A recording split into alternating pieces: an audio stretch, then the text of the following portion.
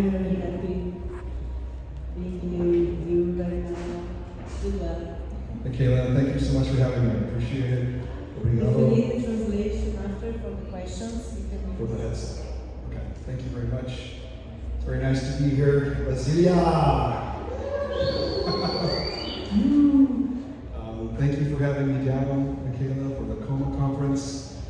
Daryl, Indie Week, had me come down, so I appreciate the invitation. It's very good to see you guys today. My name is Stewart. I'm the CEO and co-founder of a company called Vest. I'm also the co-founder and CEO of a company called Hub. I'm also involved in a company called Futureworlds, which I just started regarding the Metaverse. I think it's very important that we understand what the Metaverse is and how it's going to develop to all benefits for artists, creators, and the general public. My background is in music. I managed a band called Stone Temple Pilots from 1990 through 2000. Made 5 records together, sold about 40 million units globally, and had another 25 artists signed to major labels and publishers in the US. So I'm very familiar with pain points for artists, how the creative process works, how the royalty structures and monetary collections are made throughout the world and are remitted back to the creators through performing rights organizations, music publishers, and record labels. So I've worked with artists for a large part of my life. I'm very familiar with the creative process. I understand their need to have a way to pay for their life, a stable income, and to create value for the work that they've done. And I think that in many parts of the world, it's difficult to monetize. There are many artists that have other jobs. Their main job is not to be a musician because they can't support themselves solely from the income that they're earning as a musician. They have to drive an Uber or 10 bar or have another job and then do music kind of as a hobby. I think that that's something that we're going to change. If you create something of value and the audience appreciates that, they should compensate you. You should be able to receive the compensation that you're due for the work that you make. So today we're talking about the Metaverse, how to monetize your music in the Metaverse. I'm going to break the talk into 2 different parts. One actually about what is the Metaverse. For the first part, and the second part about how to monetize your songs and your music as an artist in the Metaverse. So we'll start with what is the Metaverse.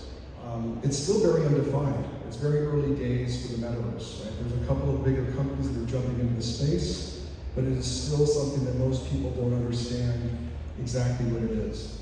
A lot of folks think it's gaming. They think that it's part of playing a game. They think that it's cryptocurrencies. They think that there's some type of animated cartoon going on, which is many platforms right now. It's very typical to have platforms that kids are playing on, for example.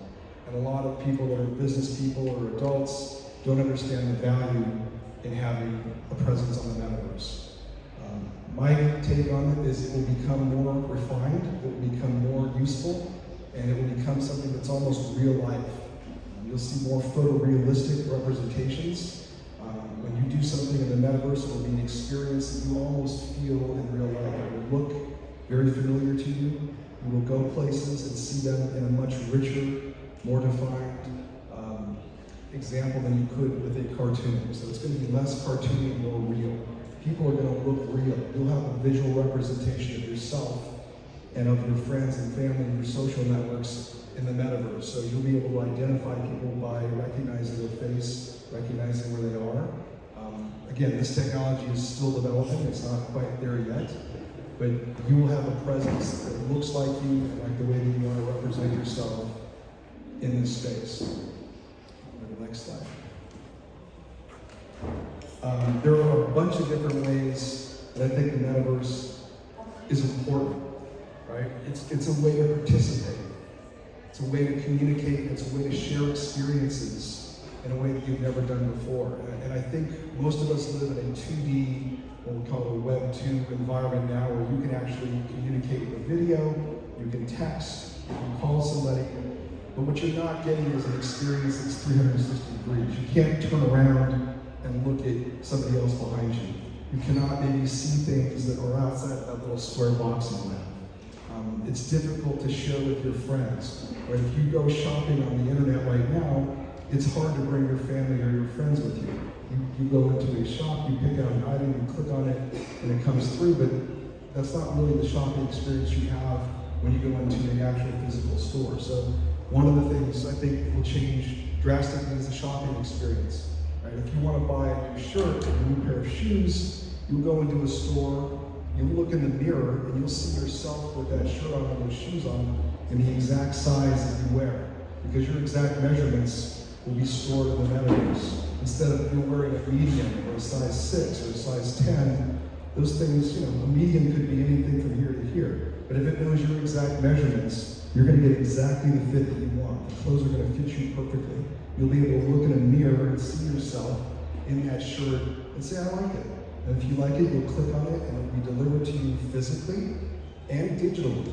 You'll have a digital piece of clothing that you can wear from a digital wardrobe. When you're in the Metaverse, you can change whatever you're wearing. So I think that alone is going to change the way people look at this, and it's much more convenient, right? You don't have to get in a car, you don't have to go to a store, you don't have to pull something on, try it on, put it back. You can do this very quickly. You can also bring your friends with you, right? So shopping sometimes, you want to shop with your friend, your family member, you want to say, hey, how does this look? Do you like this? Would you like one of these? That communal shopping experience you can't get right now in typical online shopping. Right? But in the Metaverse, you'll be able to look at that and share with your friends and family and buy things together, which I think is a different experience. Also, live concerts. Right now, when you go to a live concert, you have to get in your car, you have to buy a ticket, you have to get a seat. There's a lot of production. On the artist side, there's a lot of expense and time in preparing for the concert. But eventually, there'll be concerts where you can sit and almost look 360 based on a 360 degree camera and hear and experience that show as if you're sitting in the front seat. You can also bring your friends with you. Again, you can socialize, right? You can bring your friend, hey, let's go see this concert, and have them sit next to you. You can interact with an artist. An artist from the stage can look on a screen and see people that are actually sitting in the Metaverse, ask them questions, get their input, hear their applause. Things that you can't do today sometimes in a 2D, Web 2 world. So I think the live concert, live performance area is going to change drastically. Social networking, we touched on that a little bit earlier, but you have friends on Facebook, you have friends on WhatsApp, you have friends in different platforms. You're dealing with them generally on a one-to-one basis. You can have a group text or a group chat, but it's still one person broadcasting. It's not everybody seeing each other at the same time. That will change. Right? When you want to have 20 people in your group in the Metaverse, you can sit them in your room. You can bring them to your virtual house. Right? You can go to virtual school with them. You can go virtually shopping with them. You can take your friends and family with you on the experience. So I think it's a much different, richer, deeper experience for social networking than you're getting today. Another thing we can look at is movies. Again, you go to a movie by yourself sometimes, you watch it at your house. It's more fun when you have friends with you. It's more fun when you can share that experience and say, hey, and laugh, and you can pause the movie. Some movies will be interactive. You'll be able to change the ending or change the way characters develop in a film. So there'll be a lot more options for entertainment, again, that you can share with somebody else as you're going to it.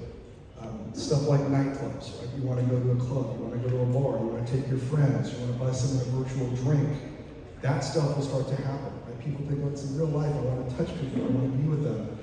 You can't always go out, right? If you want to go to a different city, you want to go to a bar in Berlin, you want to see a bar in Hollywood. Those are places that are hard to get to sometimes. So if you want to have that experience and be able to look around and see people that are sitting next to you, you want to introduce yourself, create a relationship, this is going to be something you can do much more easily in the Metaverse.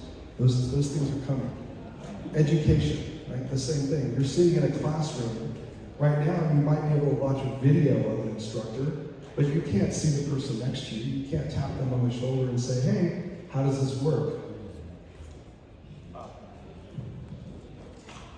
Hello? Check. Check. How's that? Sorry, guys. Okay, this one seems okay. Oh, for the translator. I'm sorry.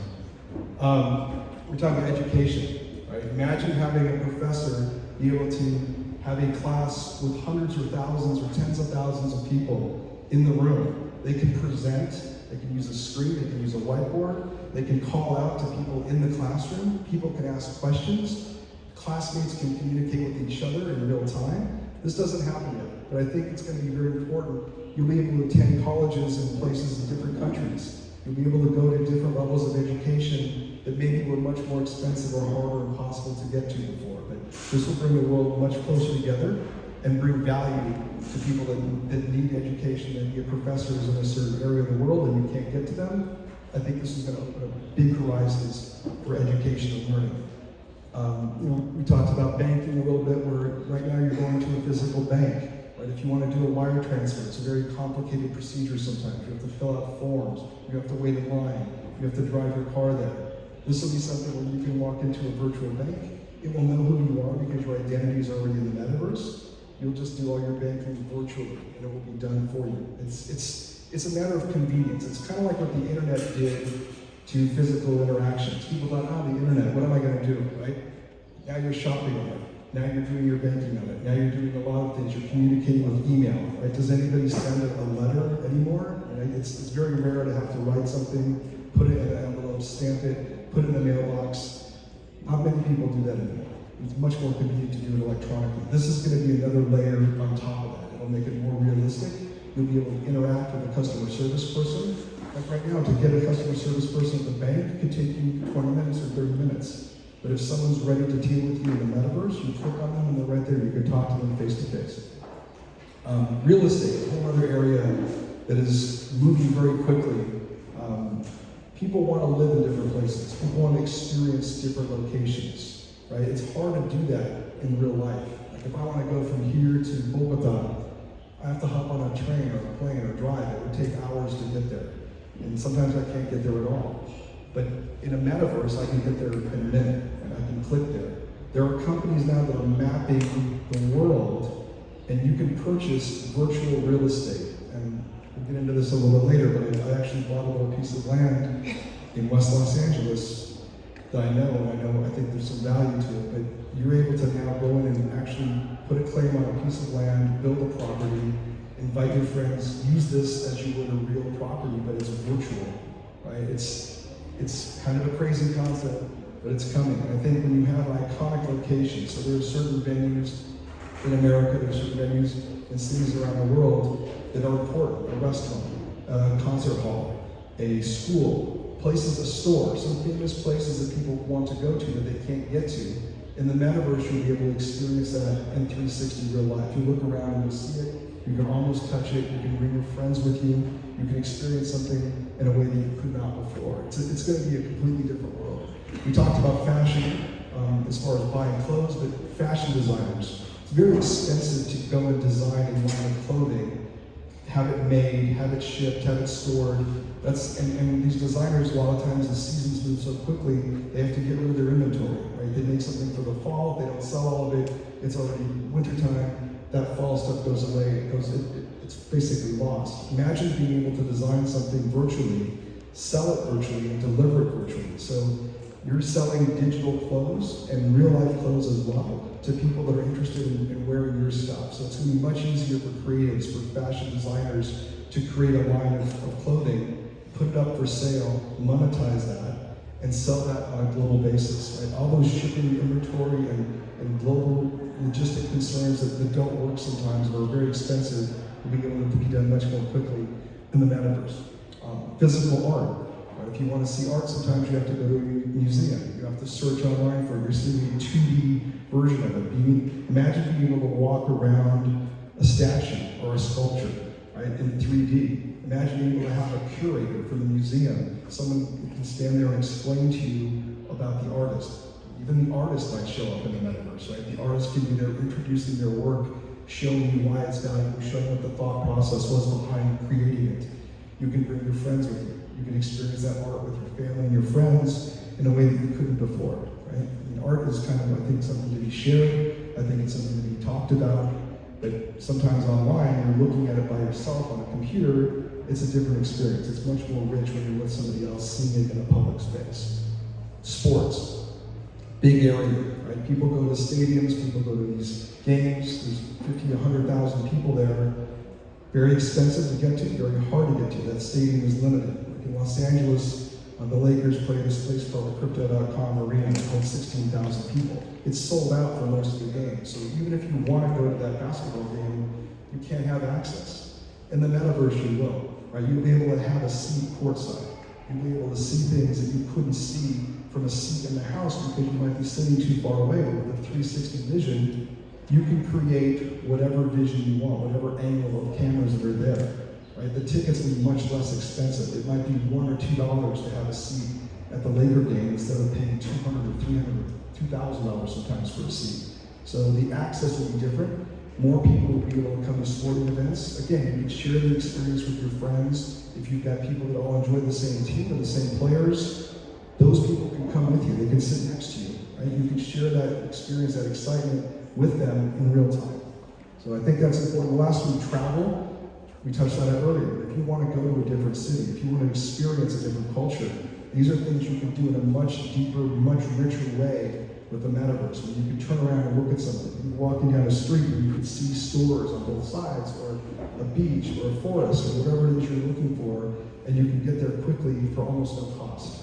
Right? To be able to experience different parts of the world in a way that you could see it almost as if you were there is very important. And I think it's going to open a lot of doors and windows for people that maybe have never left their home country or their home city.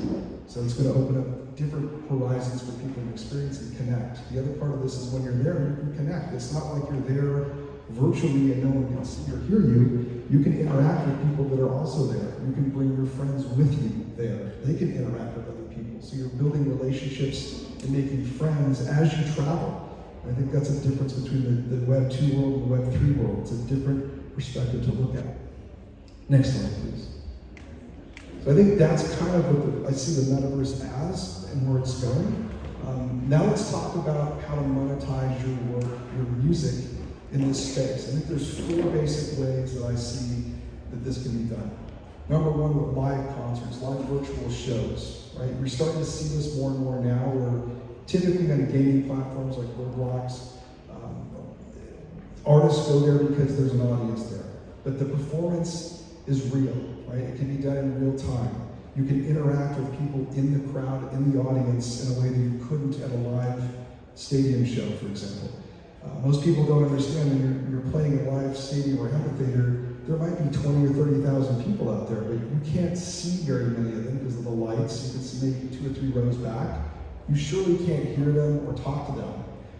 But in the Metaverse, an artist is going to have an opportunity to actually connect.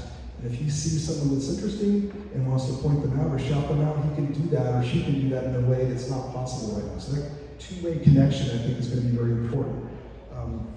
The second way is music licensing. So actually having your music used in different parts of the Metaverse. It doesn't mean they're performing it live, but if someone has a hotel, for example, a virtual hotel, they want to play your song in the lobby, that can be done. If it's a gaming environment where there's a game and they want to use your song in a part where it's a chase scene or something, that can be done. Different aspects of your music being used in different ways that maybe you don't even understand yet. There's a couple of platforms now. I saw one the other day that takes your song and can modify the tempo, the key, the pitch. It can add different levels of energy to it by adding other beats and other parts of the song that come into it. That stuff can be used to modify your music to fit different parameters of gaming or ambient music that can be used in different parts of the Metaverse. The third way, I think, is through merchandise and NFT sales. Right? So we're pretty familiar with selling physical t-shirts and physical merch, but like we talked about before, now you can sell digital merchandise. Right? So someone that's a fan of your band can wear your t-shirt in the Metaverse. Not even at your concert. They can wear it when they're shopping. They can wear it when they're walking down the street. Basically a walking billboard for you. And you can sell that as a digital skin, or you can also sell that as a physical product. NFT is another part of that, right? NFTs have become popular in the last couple of years. You're now able to monetize your album cover. You're able to monetize your lyrics. You're able to monetize any digital token that you can sell to somebody based on the value that the demand is created for. So NFTs are a big area. I think there's going to be a lot of opportunity in the Metaverse. And finally, through exclusive memberships and real estate. And real estate sounds odd, but again, you can build your own concert venue, right? If you have a big following, you're Maluma, and you want to build a stadium for Maluma to play in, you can now do that, right? And you can have as many seats in that stadium as you like. It's not just 10,000 or 20,000 or 100,000. You can put 1 million people in there if you really want to. But it allows you an opportunity to build an environment that you want to play and perform in that you can't do right now, right? And also, on memberships, you can now have a deeper relationship with your audience, right? There's fan clubs, there's ways to follow somebody right now on social media, but that's different than actually having an experience or having access to a 360 virtual, almost real-life experience with an artist that you appreciate. You can do meet and greets, you can do talks, you can have someone bring their family or friends with them to an event that would be very expensive or almost impossible to do before. So I think there's a couple of ways that we can go through. All right, so let's dive deep on these live concerts, virtual concerts. There's a couple things I think that make it interesting because you can play anywhere, anytime. Like most artists incur a lot of expenses when they're traveling on tour.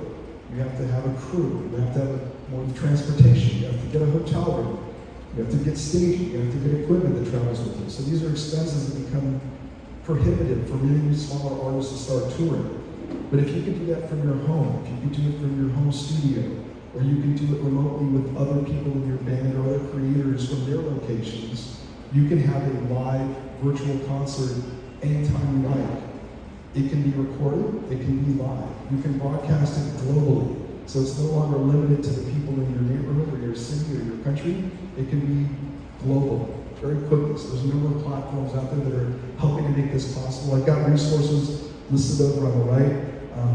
There's one link I think that's not accurate. I just checked it this morning and the site was down, but a lot of these resources will give you ways to connect, live streaming platforms, ways that you can build your audience through virtual concerts, and I think build some value for you. Again, you can sell different levels of tickets, right? People think, oh, it's going to cost me too much money to go see Coldplay. Coldplay tickets are maybe $250. It's a lot of money, right? But what if a Coldplay ticket was $2 and you had the same visual access, even better visual access than you might have at the stadium? In a stadium, sometimes you're sitting 200 or 300 yards away, and you're looking at a screen, and the artist is this big. And in this space with the 360 experience, that camera can be right on the stage. And again, you can interact with that artist in new ways. It's going to be up to the artist as to how far they want to go with that, but they can take you backstage. They can take you inside the stage. They can take you at the meet and greet afterwards and have a discussion with them. Again, you can bring your family and friends with you in a way that you could never do that before. You can also, again, like we said, perform from an area that's comfortable for you. So the expenses are low, the comfort level is high, all your equipment is there. It's someplace that you know and love, and people can be unused to that. Like, there's a show called Live from Daryl's House. I'm not sure if you guys know that show, but Daryl Hall from the band Hall & Oates started broadcasting from his studio in Pennsylvania. It was a farmhouse. And it started out as a very small show and became very big. He had a lot of his favorite people come out to the big stars and perform live with him. And if you watch that show, it's amazing because they play his songs and he plays their songs. So they're creating new content for an audience that's global. And no one can go to that place. It's out in the middle of the farmland in Pennsylvania. But when you watch it, you feel like you're there, right? And it's only a 2D experience. Imagine that you're much more immersed. You can have a conversation with the artist. You can walk around the room. You can look at it from different angles. That stuff is coming. You can give your audience, again, that 360-degree close experience. And I think collaborating with other artists is also something that's much harder to do in real life, right? To get another band to come with you, to bring all their gear is hard. But virtually, in a Metaverse world, you can do that. You can say, I'm going to invite 3 of my favorite bands to perform with us tonight, and you can have a virtual lineup. And again, you can play together, or you can have separate sets. It allows the collaboration in that process to move much more quickly. Let's talk about licensing, right? So I think one of the ways to monetize beyond the live concert space is actually having others use your music in their space. So I would say, one, make sure that your music is available, right? A lot of artists don't know how to register their songs. They don't know where to put them out. And you want to make sure that your music is everywhere and they can be tracked and monetized. If you don't register your music, you won't get paid. It's quite simple. So you have to register it. You have to make sure that you own it. And then one of the other aspects that people don't realize is you want to make sure it's easy to clear, right? So a lot of artists think, oh, well, I own the song, they're going to come to me, they'll ask me for permission. Maybe, right? If you're signed to a label or a publisher, they will have control of the authorization to license that music. That's an extra step. So if someone's developing a game or a space in the metaverse, they don't want to go to 2 or 3 or 4 or 5 different places to clear your song. They want a one-stop shop. If you can make it easy, click here to license my song. Right? If you can license the master and the composition rights, that's the actual song rights and the actual recording rights in one place, that makes it much more easy to clear. The easier your music is to clear, the easier it is for people to use it, and the more likely it is to get picked up. Video games do this already. They'll clear the music, they'll put it in the game, people enjoy it when they're listening to the game. It's housekeeping for you as a musician, but you should understand how to properly register your songs, how to track that income, and then how to promote that. So there's mobygames.com is one of the resources I'm listing here. That's an actual listing of video game developers. So any of the games that have producers or staff that develop the games, the credits are listed there. So if you want to push them on your music and say, hey, I've got songs I think that fit your genre of gaming, you can send them the music, right? You have to go to the people directly sometimes. Unless you have a publisher or a label that's pushing your songs, it's important that you connect directly. And in these early times for the metaverse, the connections are much easier. Right? 3 to 5 years from now, it's going to be more difficult when there's a lot of people in the space. But if you take the time to reach out to the developers and producers of these games and spaces right now, you'll have a better chance of having your music used in those places. And I think there's a good case for, ambient music versus performance music, right? In most of these spaces I've seen in the metaverse that exist so far, we're talking about places like Decentraland, the Sandbox. You walk around kind of in this cartoon world and you bump into other people and there's no audio unless someone's talking, it's just voice. It's not real life. If you go into a hotel or a restaurant or a club, there's music playing, right? In real life, there's already music there. But in some of these virtual spaces, there's no music there yet. And that's because it's either hard to clear that, and they don't have the rights, or they just haven't developed that yet. And it's very awkward to go into a space or a club, and there's people sitting there, and no one's listening to anything. They're just talking, one guy's talking, and it's kind of annoying. But I think as time goes by, there'll be more and more uses for music in the space. You want to have your stuff there before anybody else, and be able to monetize it quickly. If your song becomes very famous because it's in a certain nightclub, only in the metaverse, people that walk in that club want to hear you as an artist, that's valuable, right? And then back to developing your own venue. You can build your own stage. You can build your own nightclub. You can build your own stadium if you want. I met with a band in Los Angeles last week. They were a big metal band. And they were interested in the property we're developing. And I said, you can build your own performance space. And one of the guys said, can we build condos on top of the performance space?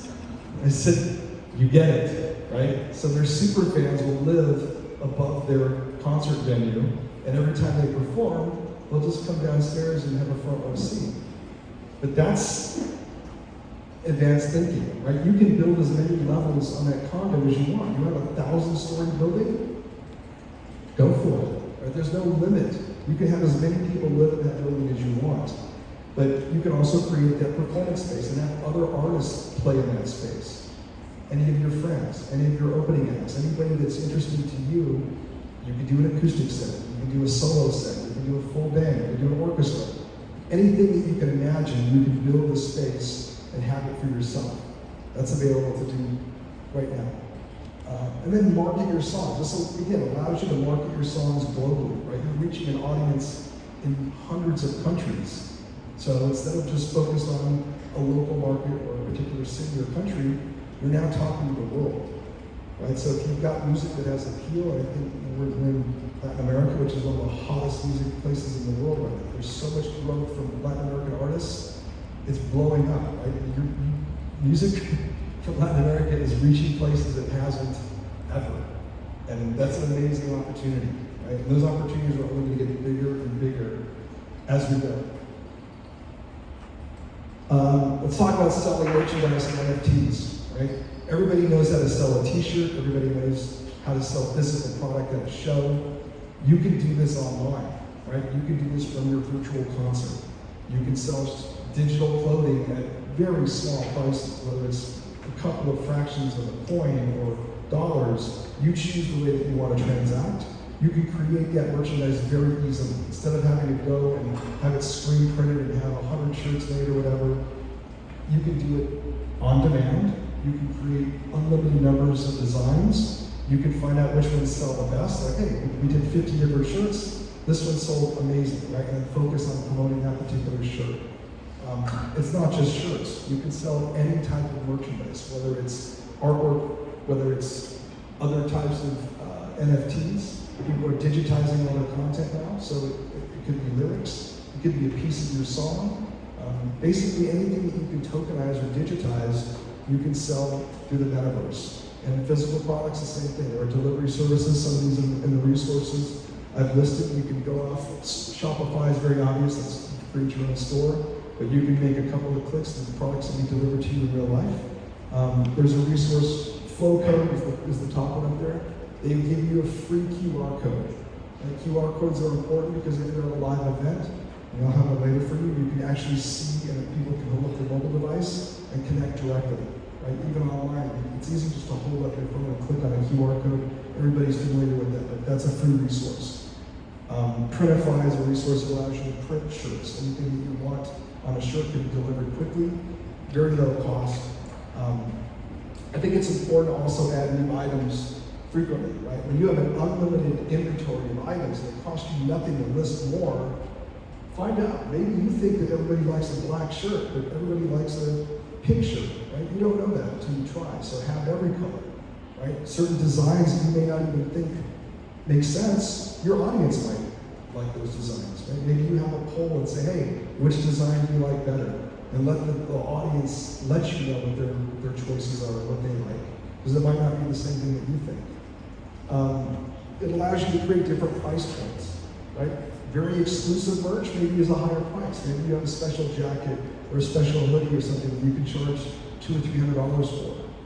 It's your choice. You can create merchandise that's very expensive. You can create merchandise that's very inexpensive. It allows your audience to have access. And I think there's different price points for different people. People are interested in connecting with you and sharing with you. And not everybody can pay $200 for a jacket, but some of your super fans might want to. And by the way, that digital currency, when they're wearing that jacket at your show, or they're wearing that jacket walking down the street, other people know, hey, that's a $300 jacket from Illuma, right?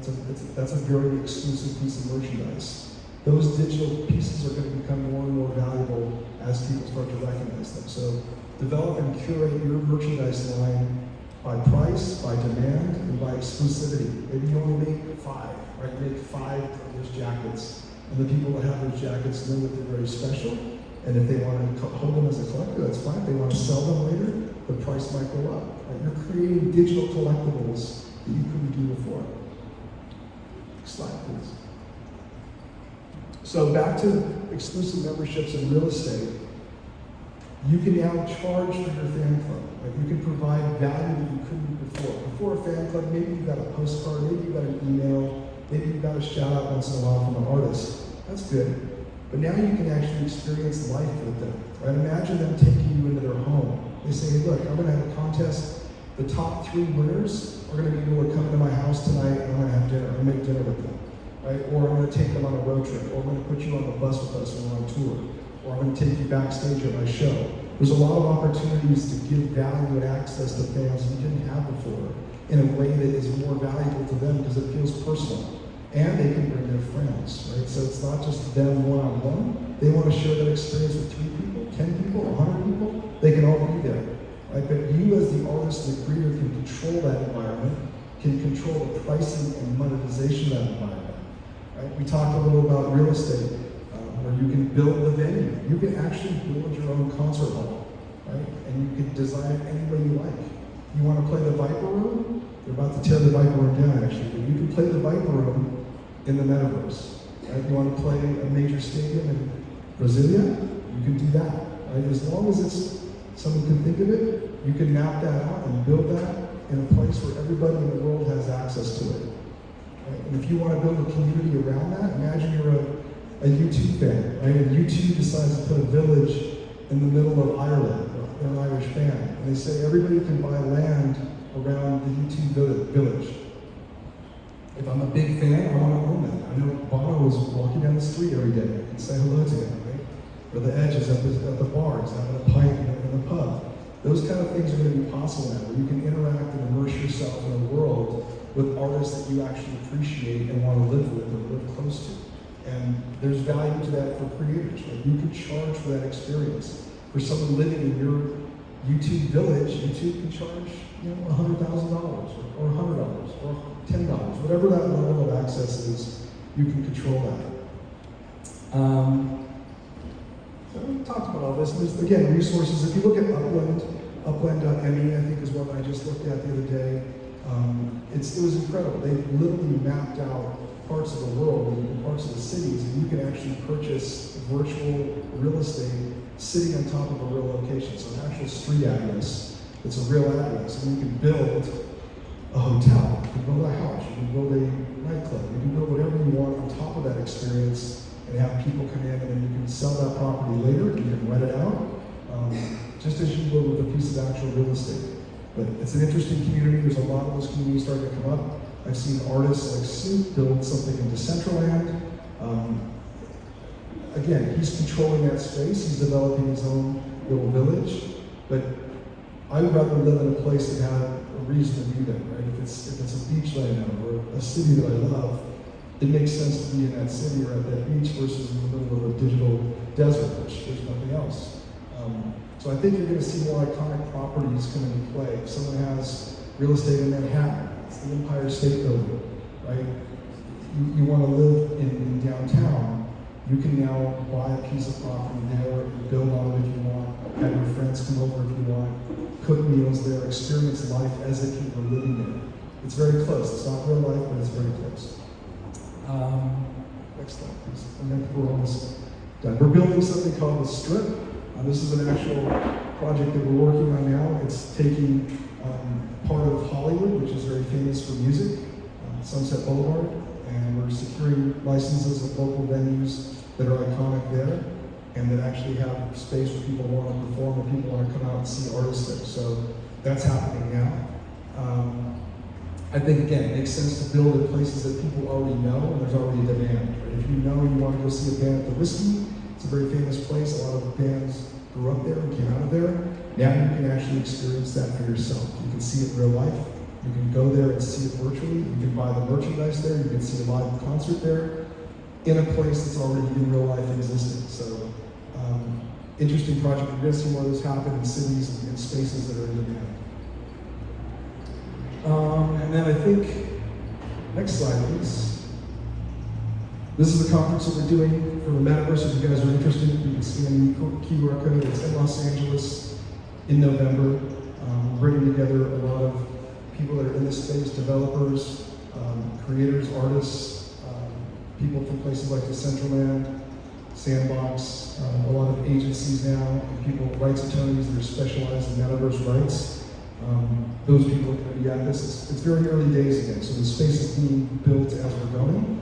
But I thought it was important to bring people together, build community, and move forward together so that we can share this and do this in the right way. I guess we're going to go for questions right now. And I can listen on this. Yes? Bom dia. Em relação à música, como que fica a questão do delay? Assim, para fazer som, você precisa ter uma responsividade e tudo mais. E no Metaverse já funciona com uma internet normal ou o 5G seria a resposta para isso?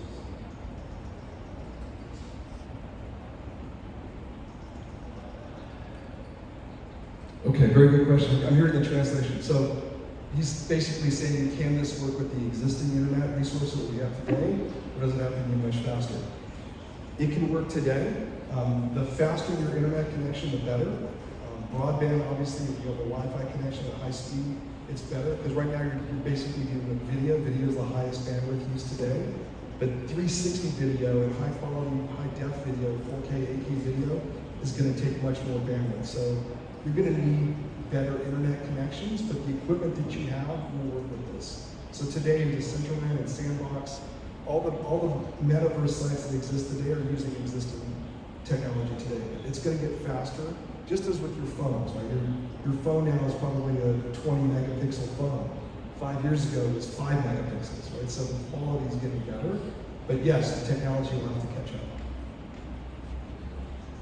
Yes. Uma pergunta super ignorante e iniciante, mas vou fazer. Por exemplo, eu tenho uma empresa que cria universos metaverso, e você tem uma empresa que cria universos metaverso. Nós dois trabalhamos com esse cenário realístico.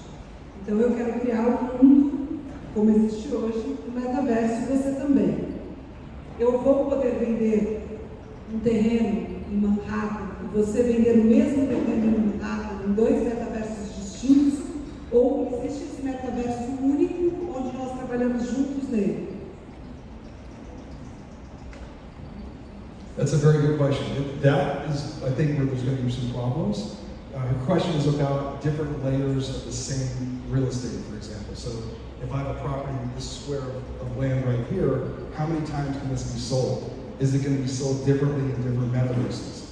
There are issues with that right now. There are a number of companies that are mapping the same world and selling the same space in a different metaverse.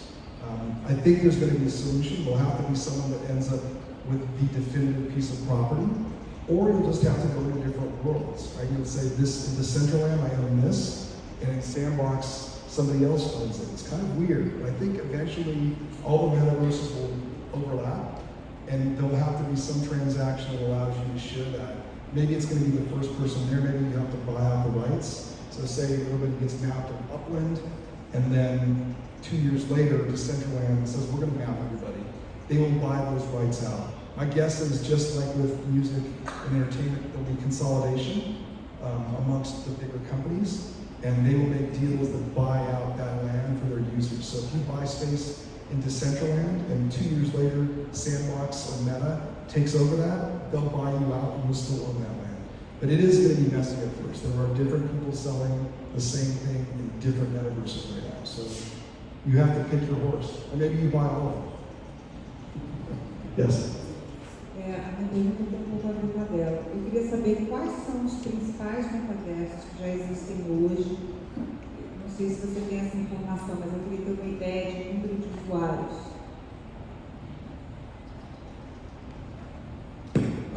Good question. So in the US, and I'm sure it's different around the world, there's the big two are Decentraland and the Sandbox. There's also Meta, which was Facebook. And when they changed the name of the company about a year ago, that was a big move in this direction, which told me and everybody else, this is where the future is going. To rename the largest social network platform in the world like that into Meta tells you something. So those are the 3 main platforms in the US. There's a gaming platform called Axie Infinity, which is also gaining a lot of traction. There's Roblox. A lot of the gaming platforms are starting their own verses, their own lands. But I think it depends on what part of the world you're in right now, and the amount of users, it's in the millions. I don't have exact numbers, it's growing every day. But as we talked about the real estate, you're seeing people buy property like by the thousands every day. So people are migrating into it for different reasons. I think real estate's one of them, but I think entertainment and music is another. Fashion and clothing design is another. But anybody that experiences something in real life that has inefficiencies where you have to get in your car and drive somewhere or go in somewhere and buy something, that's going to become a lot more efficient. Right? You can stay in your room, put on your headset or whatever goggles you're going to use, have access to all that stuff from your home quickly. And the transactions will happen very quickly, and stuff will be delivered to you, or you'll share it in a digital world because you won't need it anywhere else. Right? Maybe you don't go out that night, but you wear whatever you want that night in 10 different nightclubs. That's going to happen. Right? That's going to get much easier.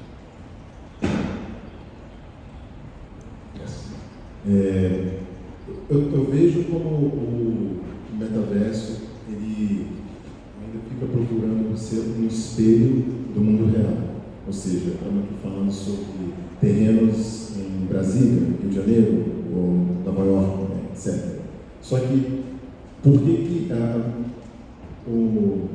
a gente teria que se limitar a isso quando você pode ter, na verdade, uma infinidade de locais, entre aspas, né, fantasiosos? Você não precisa ter um nome de um lugar real, você não é uma outra terra, né? Porque você pode ter planetas ou situações ou ambientes que você fala, eu tenho a Tiagolândia, eu tenho vários terrenos para vender a Tiagolândia, e aí eu meio que pensando sobre isso, assim, o metaverso ainda está muito preso a essa noção física, ou não, ou isso é só algo que a gente precisa ficar ouvindo para a gente sentir que é real.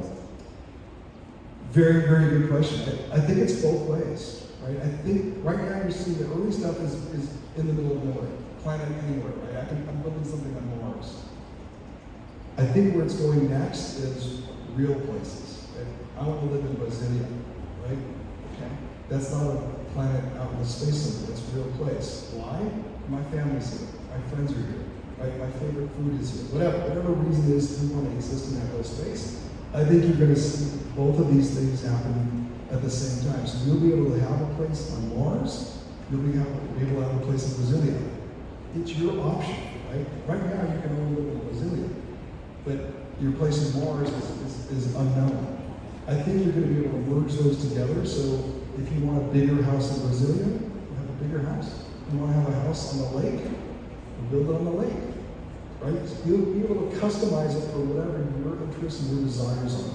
And if you want to live out in a land that's completely new and uncharted, perfect. If you want to live in a place that you're very familiar with and other people are there, that's your choice as well. So I think both of those options are going to be available. Anybody else? Minha pergunta é mais ou menos sobre regulamentação, se existem já organizações, instituições que estão se especializando em regulamentar o que acontece dentro do metaverso. Very good question. There are a couple, none that have been sanctioned globally that I've seen yet, but in the US I've seen a couple.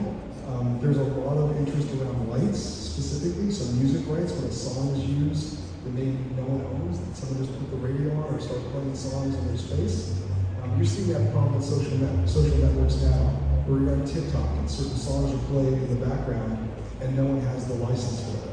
So those problems are going to be exacerbated times 100 in the metaverse because there's going to be many more people and many more uses of the visuals. There'll be audio happening all the time. You walk down the street and you walk by different bars or clubs and hear 10 different songs. So I think it's very important to have a regulatory standard. It's going to take a long time. There's going to be a lot of messes and a lot of lawsuits that happen before that, but it's coming. Just as you're seeing it with YouTube, to me, YouTube is always the biggest infringer. They were starting with music videos. People would take videos and put their music to it, which is a sync license, and they would use that and then have millions and millions of people watch that video and not pay to the actual composers or writers of that song. That's changed, but now you can pull that down, or you can actually have YouTube take the ad revenue and push it towards the actual writer of the music. So that's a good change, but it took 5 or 8 years for that to happen. And I think in the metaverse, now that we're aware of those issues, it's going to happen in a shorter time, but nothing globally yet, and only in certain countries am I starting to see that. Very good question. Anybody else? All right, I think we're finished. Thank you so much. I appreciate you having me. Come on. Obrigado.